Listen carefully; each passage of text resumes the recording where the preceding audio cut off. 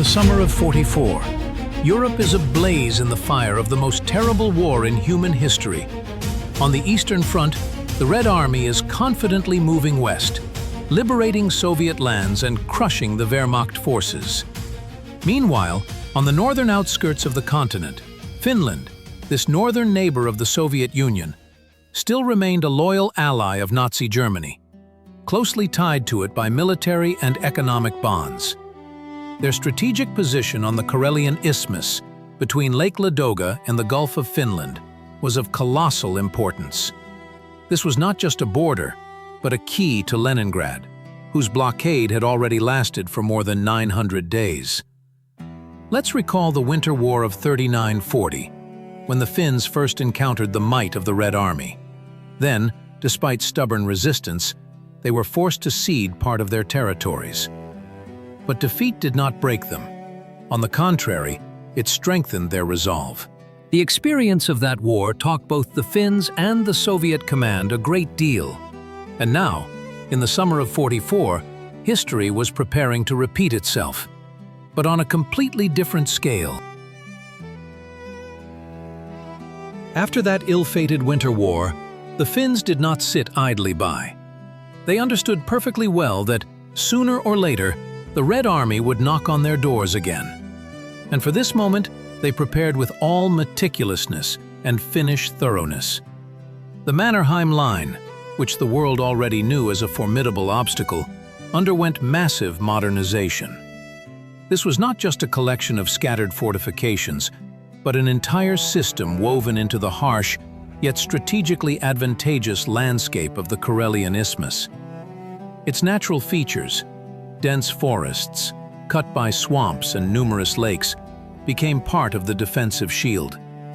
Every hill, every pile of stones, every water barrier was taken into account and transformed into an element of an impregnable defense.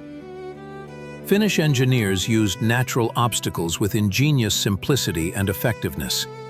Passages between lakes and swamps were blocked by minefields, anti-tank obstacles, and rows of barbed wire. Reinforced concrete bunkers, pillboxes, and dugouts, skillfully camouflaged into the terrain, were equipped with embrasures for machine guns and artillery pieces.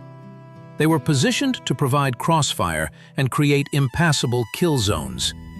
The main firing points were combined into resistance strongholds, capable of operating autonomously.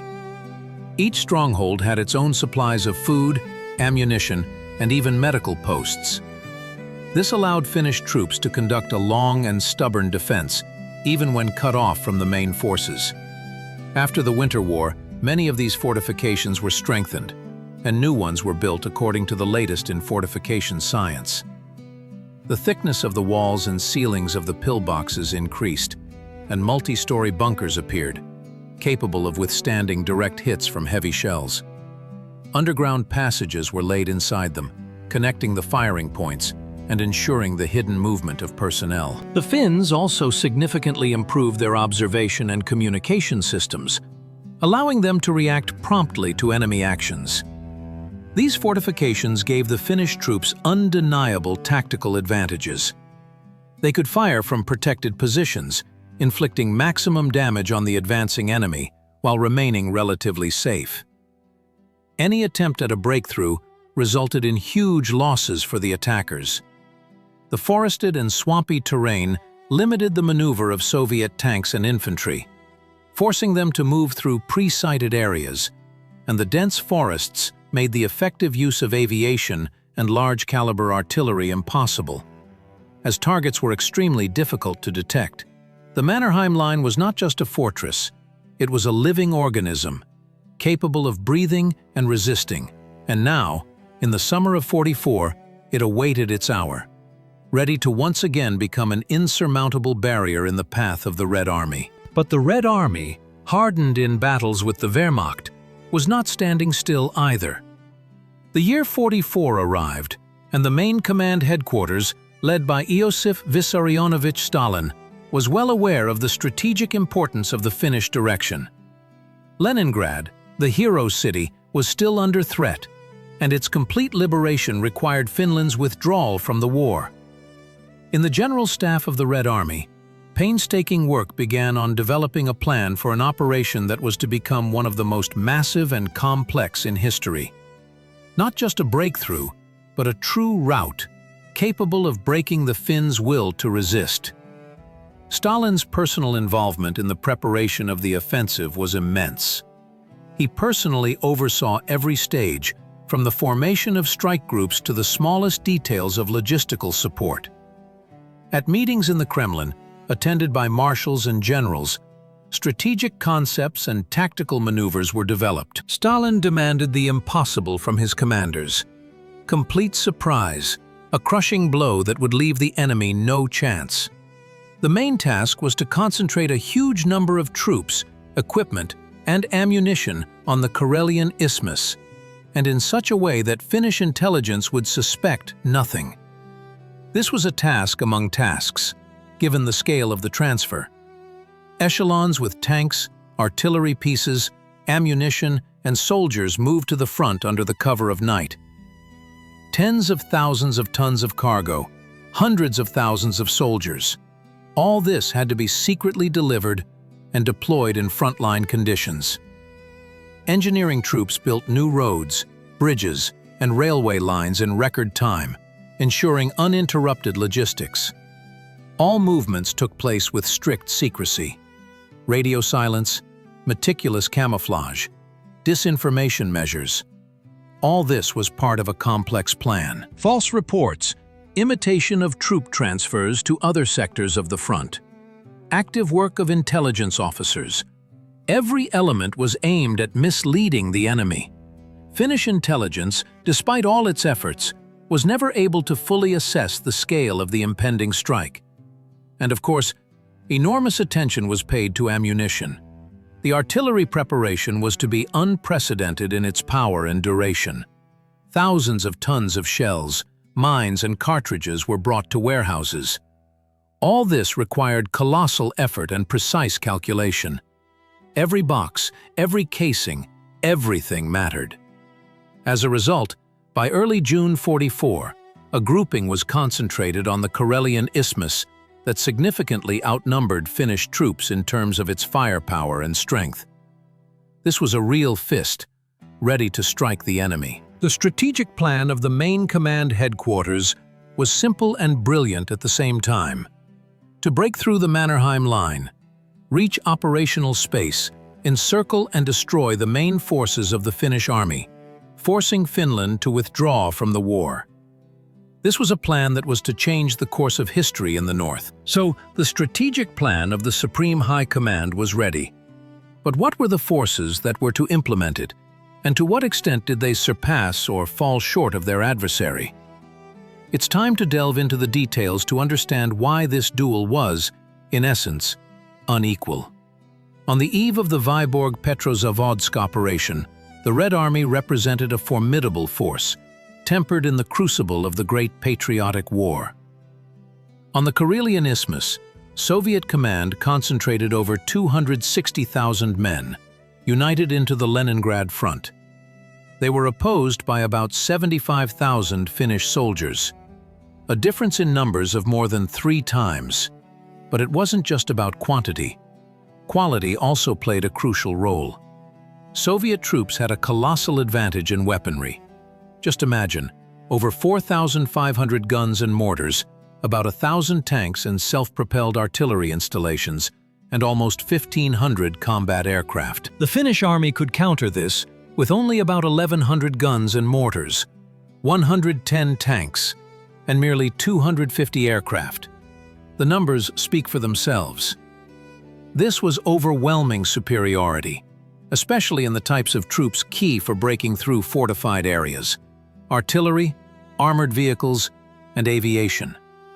Soviet artillery, having gained invaluable experience in the battles for Stalingrad and Kursk, was capable of literally plowing over enemy positions. Heavy howitzers, Katyusha rocket launchers. This was a true wrath of the gods that rained down on the enemy's heads. Soviet tanks, such as the T-34, as well as the heavy IS-2, were not just machines, but powerful assault weapons capable of breaching any defense. The Red Army's aviation, represented by IL-2 attack aircraft, bombers and fighters, was to ensure air superiority and provide direct support to advancing troops. The Finns, despite their resilience, had outdated equipment, often captured or received from the Germans in limited quantities. Their tank units were few, and their aviation could not match the Soviet Air Force. But there was another, no less important advantage of the Red Army: experience. By 1944, Soviet soldiers and officers had gone through severe trials. They learned to storm fortified positions, operate in difficult conditions, and coordinate the actions of various branches of service. The morale of Soviet troops was high. After victories at Moscow, Stalingrad, and Kursk, after the lifting of the Leningrad blockade, they believed in their victory. They were going to liberate their homeland and knew what they were fighting for. Finnish troops, on the contrary, were exhausted by the long war by this point. Their morale, though remaining high in defense, was nevertheless undermined by defeats in other sectors of the front, and the realization that Germany, their ally, was gradually losing the initiative. They fought for their land, but understood that the forces were unequal. Thus, on the eve of the Vyborg-Petrozavodsk Operation, a situation developed on the Karelian Isthmus, where the Red Army possessed not only numerical but also qualitative superiority in all aspects. This was a duel where one side had an overwhelming advantage in firepower, equipment, experience, and, importantly, in morale, reinforced by a series of victories. The Finnish army prepared for defense, relying on its fortifications and the courage of its soldiers. But against such a behemoth assembled by the Red Army, the chances were, to put it mildly, slim. After such a comprehensive analysis of forces and means, it becomes evident that the Red Army was preparing not just an offensive, but a real apocalypse for the Finnish defense. And this apocalypse began on June 9, 1944. With the first rays of the sun, a roar echoed over the Karelian Isthmus that seemed to shake the very ground. This was not just an artillery bombardment. It was the wrath of the gods unleashed upon the heads of Finnish soldiers. The artillery preparation for the Vyborg-Petrozavodsk offensive was unprecedented in its power and scale. Thousands of barrels, from light mortars to long-range howitzers, opened fire simultaneously, turning Finnish fortifications into a pulp of concrete, metal, and earth. The concentration of artillery in narrow breakthrough sectors was incredible. In some directions, there were up to 250 guns and mortars per kilometer of front. To understand the scale, it was as if there was a cannon at every step. World military history had never seen anything like it. The Soviet artillery school, tempered in battles with the Wehrmacht, developed and successfully applied new methods of fire destruction. Fire was directed not only at the front line of defense, but also throughout the entire depth of the tactical zone, reaching command posts, ammunition depots, and reserve positions. So-called artillery raids were used, where thousands of shells rained down on a limited area within a few minutes, leaving the enemy no chance to take cover. Special attention was paid to suppressing Finnish artillery and mortars. Intelligence identified their positions in advance, and massive strikes were launched against them at the beginning of the artillery preparation. This deprived the Finns of the ability to respond to Soviet shelling and conduct counter-battery fire. The effectiveness of this preparation was astounding. Finnish soldiers in bunkers and trenches experienced true hell. The ground beneath their feet shook.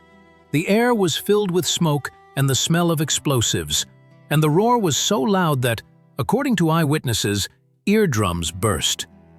Many Finnish fortifications, which were considered impregnable, were literally wiped off the face of the earth. Reinforced concrete bunkers turned into piles of rubble. Dugouts collapsed, and trenches were filled with earth. Minefields, anti-tank obstacles, rows of barbed wire, all of it was swept away by fire, clearing the way for advancing infantry and tanks. An important element of the artillery preparation was the use of incendiary shells, which set forests and bushes on fire, creating additional difficulties for the defenders and depriving them of cover.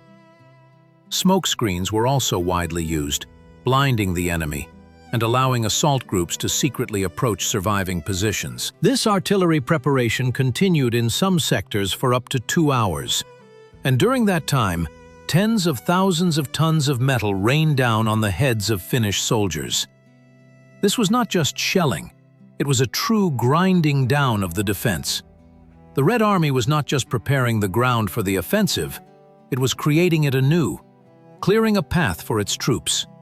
And when the roar of the guns finally subsided a little, the first waves of Soviet infantry went on the attack, ready to complete what the artillerymen had started. On June 10th, at 4 in the morning, when a mist from the night's coolness still hung over the Karelian Isthmus, Soviet troops of the Leningrad front launched an offensive.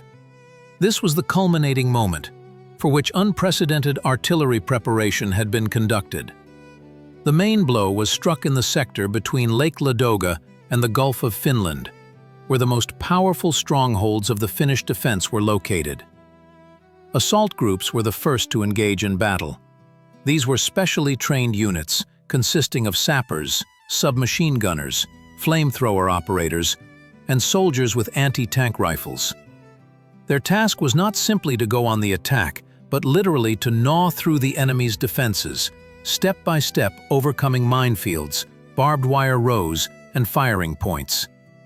They acted boldly and decisively, using tactics of flanking and encirclement. If a pillbox or dugout offered stubborn resistance, it was not stormed frontally, but bypassed, bombarded with grenades, set ablaze with flamethrowers, or blown up with explosive charges laid by sappers. The so-called leopard's leap was often used. While one group conducted a diversionary fire, another secretly approached the firing point and destroyed it. Sappers played a special role. They went ahead, clearing passages through minefields under a hail of enemy fire. Every meter was gained at the cost of incredible effort and losses. Following the assault groups, tank formations were introduced into the breakthrough. Their task was to develop the success, suppressing remaining firing points and preventing the Finns from consolidating on new lines. Tanks, despite the difficult forested and swampy terrain, paved the way for the infantry, crushing obstacles and destroying field fortifications. They operated in close conjunction with the infantry, who covered them from enemy anti-tank weapons. The first days of the offensive were incredibly intense. The Finns, despite colossal losses from the artillery bombardment, offered fierce resistance.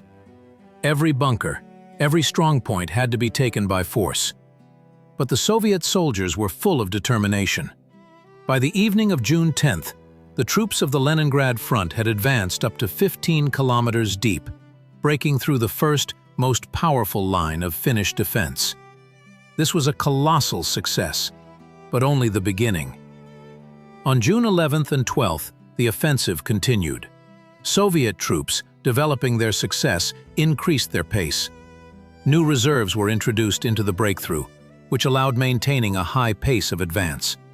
The Finnish command tried to counterattack, transferring reinforcements from other sectors of the front, but all their attempts were unsuccessful. Powerful artillery fire and the actions of Soviet aviation prevented them from organizing an effective defense. By the end of June 12th, the troops of the Leningrad front had completely overcome the first line of defense, advancing up to 25 kilometers in some sectors. Many enemy fortifications were captured, and hundreds of Finnish soldiers were taken prisoner. This success was achieved thanks to careful planning, unprecedented artillery support, and of course, the courage and resilience of Soviet soldiers and officers. The breakthrough in the Vyborg direction became a vivid testament to the increased skill of the Red Army in assaulting fortified areas. This was a blow from which the Finnish defense never recovered. Now that the Finns' first line of defense had been breached, the Red Army faced a new challenge: overcoming the VT line, or, as it was also called, This was an intermediate defensive line, stretching from the Gulf of Finland to Lake Ladoga, and although it did not possess the same power as the main Mannerheim Line, the Finns had managed to significantly strengthen it. But the Soviet command had already learned the lessons of previous battles. Direct frontal attacks, even after powerful artillery preparation, were too costly. This time, the emphasis was on maneuver and flanking strikes, on the art of bypassing, on using the terrain itself against its defenders. The relief of the Karelian Isthmus was ideal for such tactics. The forested and swampy terrain, cut by lakes and rivers, seemingly hampered the offensive. But for experienced Red Army commanders who had fought on various fronts, these features became an advantage. They knew how to use these conditions to bypass enemy fortifications, get behind them, and strike where the enemy least expected it. Soviet troops did not waste precious time storming every strong point of the VT line head-on. Instead, they focused on reconnaissance operations, identifying weak spots in the Finnish defense, areas where they could infiltrate, bypass, and then strike.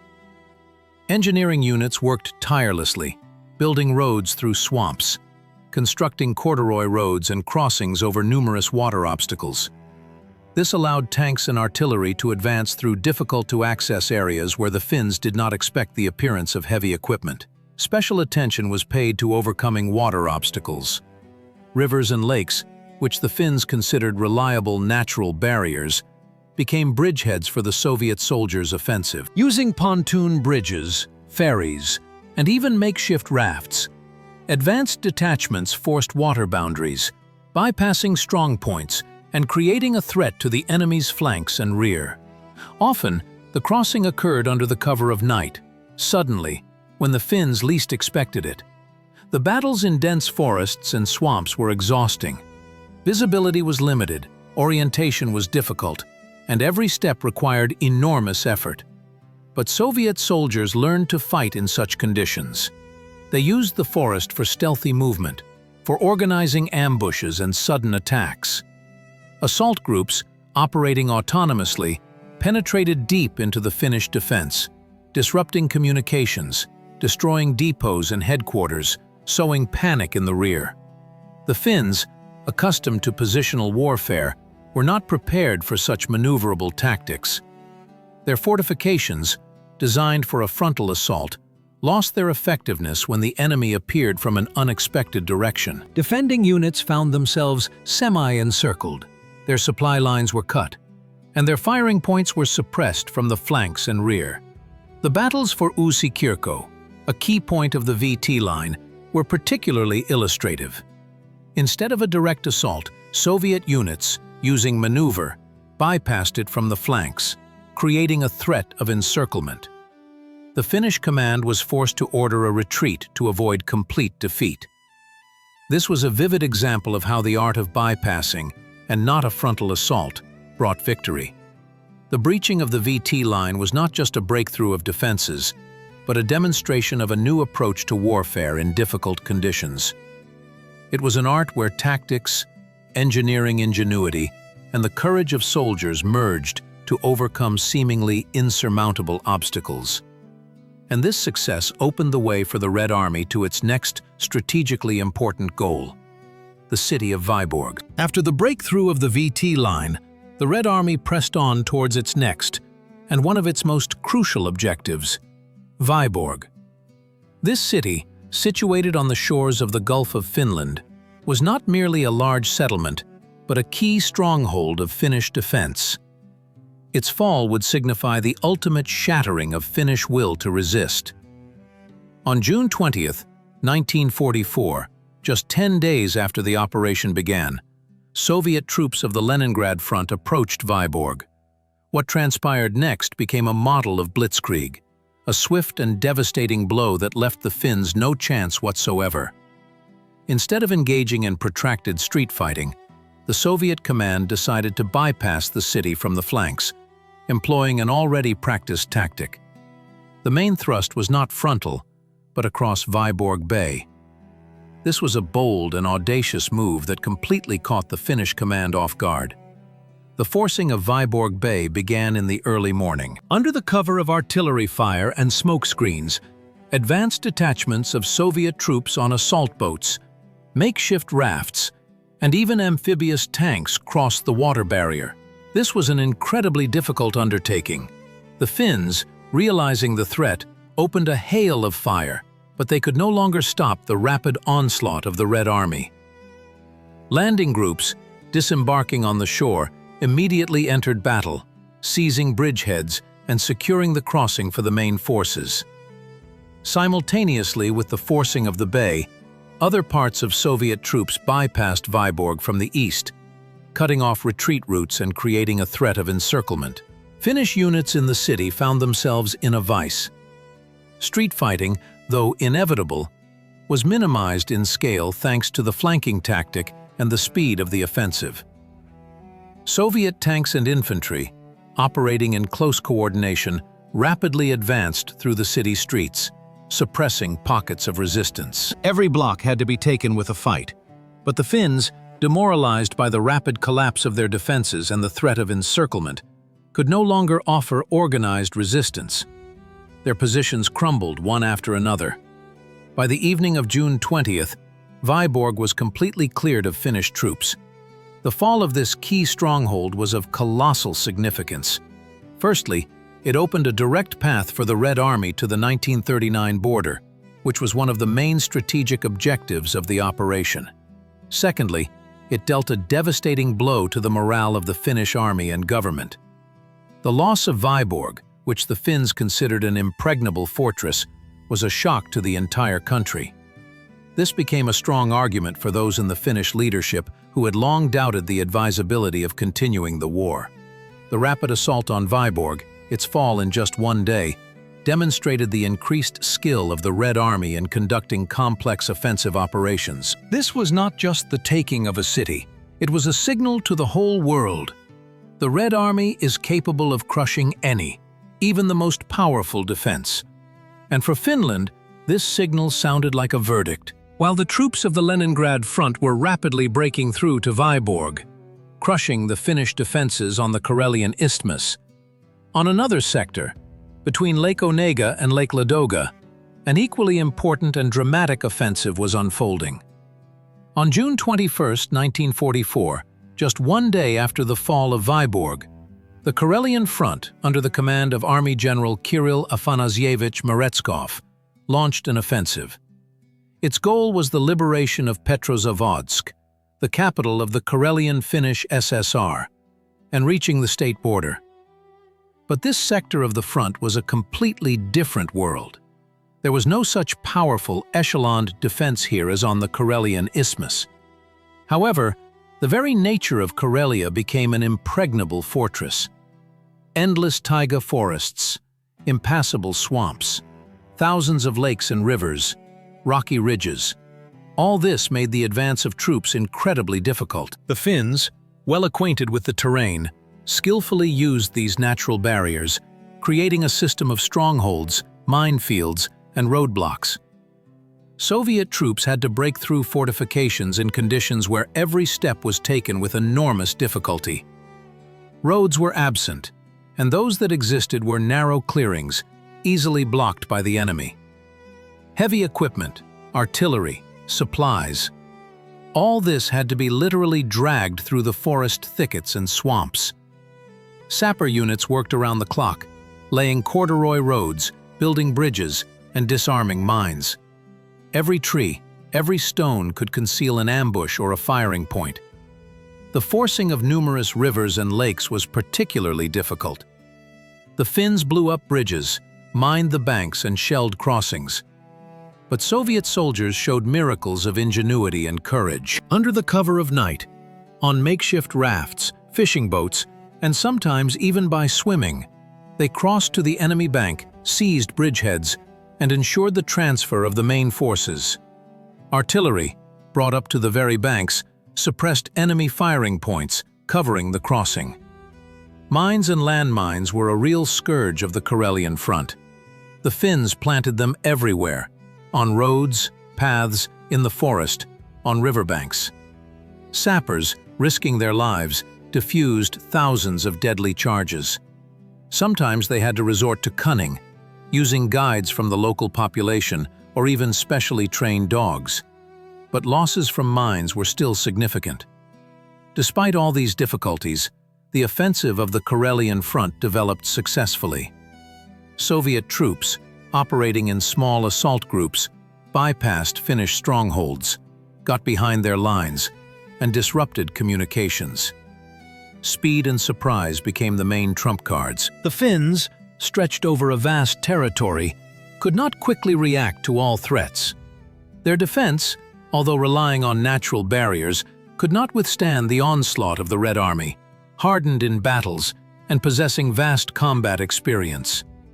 Each day of the offensive brought the Karelian front closer to its main goal, Petrozavodsk. On June 28, 1944, just a week after the Karelia front offensive began, Petrozavodsk, the capital of the Karelo-Finnish SSR, was finally liberated. This was the culmination of a dramatic struggle where nature and the tenacity of the Finnish defense clashed with the onslaught of the Red Army. The final days before the city's liberation were particularly tense. The Finns, understanding Petrozavodsk's strategic importance, desperately clung to every line, every fortified point. They employed a scorched earth tactic, blowing up bridges, roads, and mining the approaches to the city. But Soviet troops, driven by an unyielding will to victory, continued their advance. The tactic of dislodging the Finns from fortified areas in Karelia had its peculiarities. There were no continuous defensive lines here, as on the Karelian Isthmus.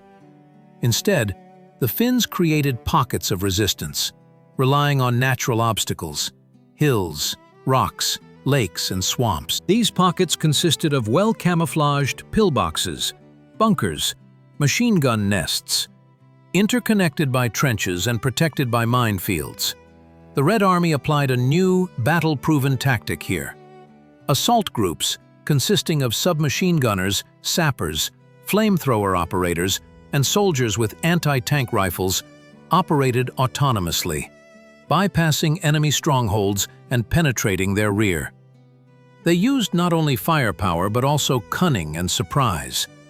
Night attacks were often employed, when the Finns least expected them. Sappers played a key role, clearing paths of mines and placing charges under enemy bunkers. Heavy artillery, dragged with immense difficulty through the forest thickets, suppressed firing points, and aviation struck enemy concentrations. Partisans and the local population played a huge role in the success of the operation. Karelian partisan detachments, operating behind enemy lines, gathered valuable intelligence on the location of Finnish units, their numbers, and movements. They struck communications, carried out sabotage, disrupting the supply and control of Finnish troops. The local population, many of whom were Karelians, exhausted by the occupation, actively helped the Red Army. They acted as guides, helped navigate the difficult terrain, pointed out camouflaged enemy positions, and sheltered wounded Soviet soldiers. Their help was invaluable in the conditions of taiga warfare. On June 28th, after fierce fighting on the approaches, Soviet troops entered Petrozavodsk. The city was heavily damaged, but its liberation became a symbol of Karelia's return to its native harbor. The residents who remained in the city met their liberators with tears in their eyes. It was a triumph achieved at the cost of enormous effort and courage. The liberation of Petrozavodsk was the final chord in the Karelia front offensive. But the battle on the Karelian Isthmus continued, and there the Red Army was yet to face even fiercer resistance. The Finns, though driven from the capital, had no intention of laying down their arms. By the end of June 1944, when the Karelian front completed its brilliant operation with the liberation of Petrozavodsk, the situation on the Karelian Isthmus remained tense. The troops of the Leningrad front, having taken Vyborg, approached the so-called Old State border of 1939. It seemed that the goal had been achieved, the path to the Finnish capital was open. But it was here, on the approaches to this symbolic line, that the pace of the Red Army's offensive sharply slowed down. and there were several reasons for this, each of which deserves separate attention. Firstly, the Finns, though shaken by the fall of Vyborg and the rapid breakthrough of Soviet troops, were not broken. They retreated to pre-prepared lines, which, though not as powerful as the Mannerheim Line, still represented serious defensive fortifications. These were fortifications built even before the Winter War, reinforced and modernized over the years. Here, on these lines, the Finnish troops found themselves in a more advantageous position.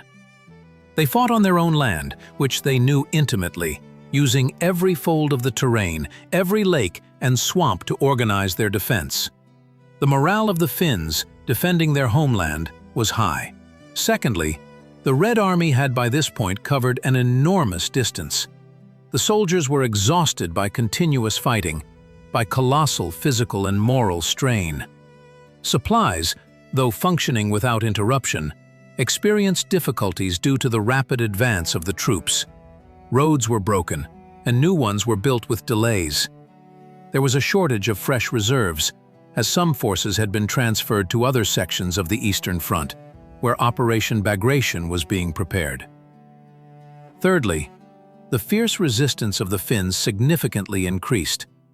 They understood that this was their last chance to halt the offensive and prevent complete defeat. Every grove, every farmstead was turned into a strong point. Finnish snipers, who knew the terrain perfectly, inflicted tangible losses. Anti-tank ambushes, minefields, artillery raids. All of this was used to slow the advance of Soviet troops. The Finns fought literally for every meter of land, demonstrating incredible tenacity and courage. And of course, one cannot forget the role of German assistance to Finland. Despite the fact that Germany itself was experiencing enormous difficulties on the Eastern Front, it could not allow Finland to withdraw from the war. For the Wehrmacht, this would mean the loss of the strategically important northern flank and a threat to nickel supplies from Petsamo. Therefore, Germany sent significant reinforcements to Finland. These were not only individual units, but entire divisions. For example, the 122nd Infantry Division of the Wehrmacht, as well as air units which, although they could not change the course of the war, significantly strengthened the Finnish defense.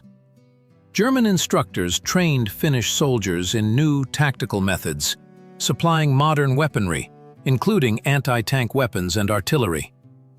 This allowed the Finns to strengthen their positions and inflict serious losses on Soviet troops. The battles on the Karelian Isthmus after the capture of Vyborg turned into a veritable meat grinder. The Red Army continued to press, but no longer with such rapidity. Every kilometer of advance came at the cost of enormous effort and sacrifice.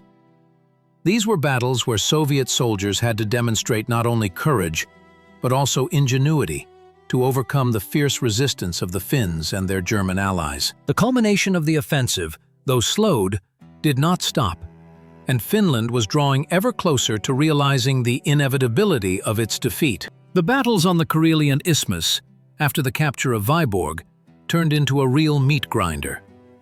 The Red Army continued to press, but not with the same swiftness. Every kilometer of advance came at the cost of enormous effort and sacrifice.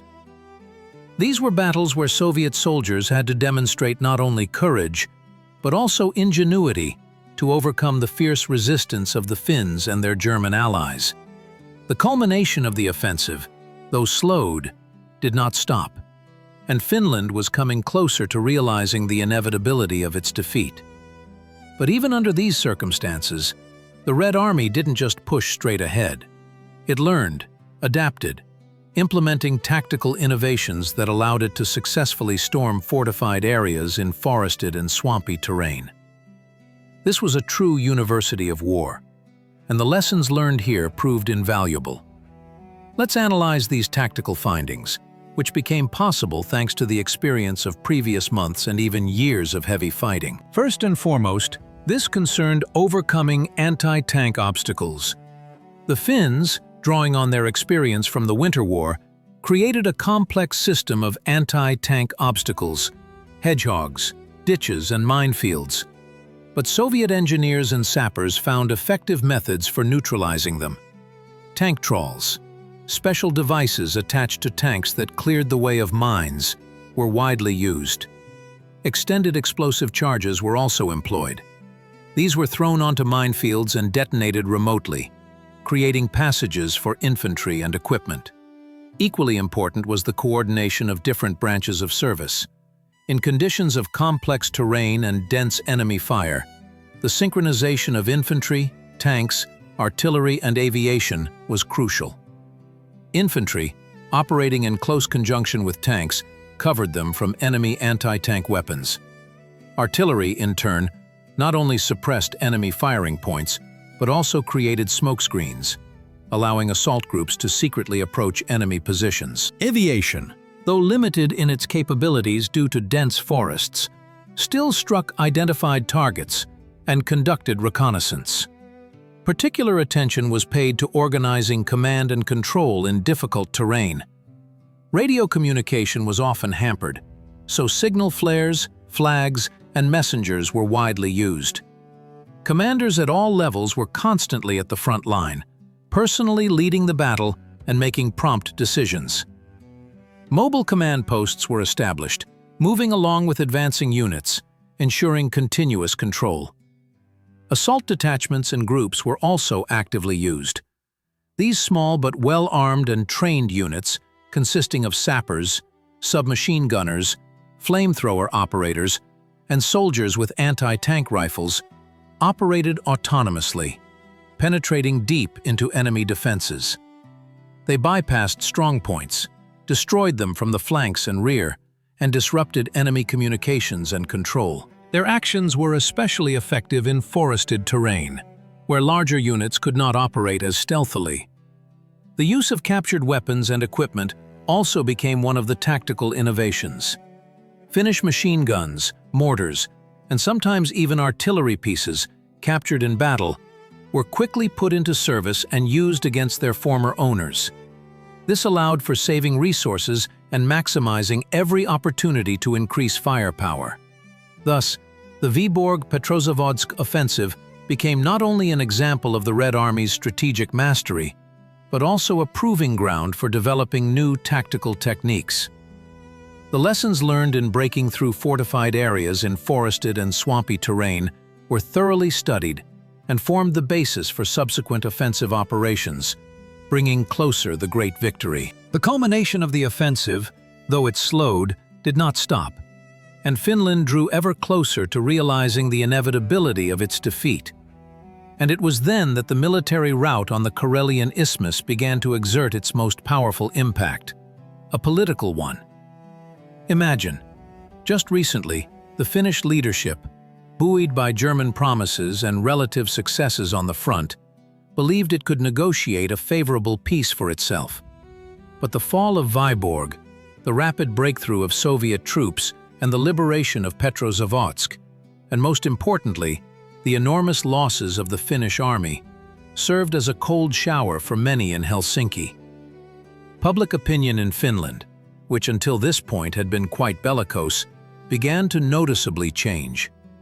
War weariness, which had lasted for several years, economic difficulties, and the growing understanding that Germany was losing, all contributed to the overall picture. People saw their sons, husbands, and fathers returning from the front, maimed or not returning at all. They saw cities being destroyed, how the country was slowly but surely sliding into an abyss. And this military defeat became the last straw that broke the camel's back. Serious unrest began within the Finnish government. President Risto Ryti, who had previously been a supporter of continuing the war and a close alliance with Germany, found himself under colossal pressure. Many ministers and members of parliament understood that the situation was critical and that further resistance would lead to the complete destruction of the country. They realized that the USSR, with its current might, would not stop at the 1939 border, and the consequences could be catastrophic. In parallel, a so-called .00 was actively operating in Finland, which even before the start of the Soviet offensive, tried to persuade the government to seek ways to exit the war. Now their voices began to sound much louder and more convincing. They pointed to the futility of fighting against the Red Army and called for immediate negotiations. This internal split in the government and growing public discontent led to an inevitable change of power. On August 1, 1944, President Risto Ryti resigned, officially due to health reasons. His place was taken by Marshal Carl Gustav Mannerheim, a man who enjoyed immense authority in the army and among the population. This was a strategically important decision. Mannerheim, being a figure associated with national independence, could take unpopular but necessary measures without causing as much strong resistance as any other politician. He was the man who could lead Finland out of the war while saving face. With Mannerheim's coming to power, secret negotiations with the Soviet Union began. The Finnish leadership, realizing it was losing the battle on the front, sought diplomatic solutions. These negotiations were conducted through intermediaries, in particular through Sweden. The Soviet Union, for its part, was interested in Finland's swift withdrawal from the war to free up troops for redeployment to other, more important sectors of the Eastern Front. The conditions put forward by the USSR were harsh, but Finland, finding itself in a desperate situation, was ready to make concessions. One of the key demands of the Soviet Union was Finland's severance of relations with Germany. This was a very difficult step, as Finland had been closely associated with the Third Reich for many years. However, under pressure of circumstances, the Finnish government agreed to this condition.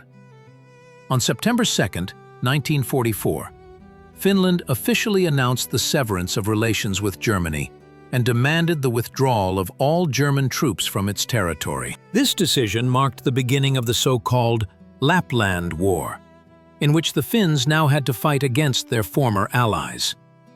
Thus, the military rout on the Karelian Isthmus, inflicted by the Red Army, became a catalyst for deep political changes in Finland. It led to a change of government, the start of negotiations with the USSR, and the severance of relations with Germany. This was Finland's path out of the war, a path paved through battlefields and colossal sacrifices. And now, with political decisions made, Finland had to pay its price for participating in the war. The military defeat on the Karelian Isthmus led to political consequences. But behind every victory, every strategic success, there is a terrible price. The price of human lives and colossal material costs. The Vyborg-Petrozavodsk Operation, which became one of the most successful offensive operations of the Red Army in 1944, was no exception. It was a clash of two armies, each fighting for its ideals, and each suffering heavy losses. Let's look at the numbers, which, although dry, conceal thousands of fates. According to Soviet sources, the irretrievable losses of the Red Army during the Vyborg-Petrozavodsk Operation amounted to about 23,641 killed and missing. Sanitary losses, wounded, shell-shocked, sick, exceeded 100,000 people. In total, about 126,000 Soviet troops were put out of action. This is a huge figure, showing the ferocity of the fighting and the stubborn resistance of the enemy. The Finnish army also suffered significant losses. According to their own data, irretrievable losses amounted to about 19,000 killed and missing. Sanitary losses, more than 50,000 people. The total losses of the Finns, about 70,000 people. It should be noted that Finnish data often underestimate the real figures, especially for irretrievable losses. The difference in losses, although not as dramatic as in the size of the armies, speaks volumes. The Red Army, despite its overwhelming superiority, suffered significant losses, which is explained by the nature of the hostilities. The main reasons for the high losses during the assault on fortified areas in wooded and swampy terrain were several factors. First, of course, was the very nature of the Finnish defense. The Mannerheim Line, the VT line, and then other defensive lines, were created taking into account all the features of the landscape, which made them extremely difficult to break through.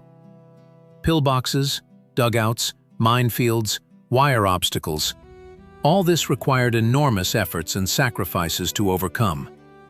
The Finns, perfectly familiar with their territory, used every hill, every tree, every stone to organize firing points and ambushes. Secondly, it was the fierce resistance of the Finnish troops. They fought desperately, defending their homeland. Every strong point had to be taken with a fight, often in hand-to-hand combat. Finnish snipers, perfectly camouflaged, inflicted tangible losses on Soviet soldiers. Thirdly, the complexity of the terrain.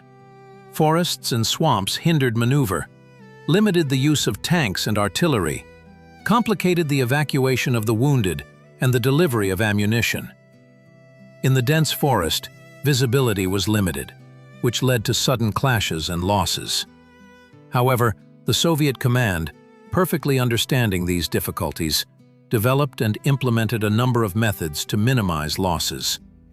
First of all, it was an unprecedented artillery preparation, which literally ground down the enemy's defenses, suppressing firing points and clearing the way for the infantry.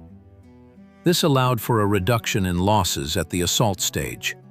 Secondly, assault groups were actively used. These small but well-equipped and trained units, consisting of sappers, submachine gunners, flamethrowers, acted autonomously, bypassing enemy fortifications, destroying them from the flanks and rear.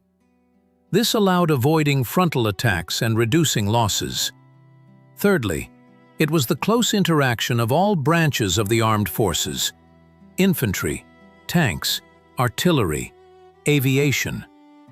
The coordination of their actions allowed for the most effective use of firepower and maneuver, suppressing enemy resistance and saving the lives of soldiers.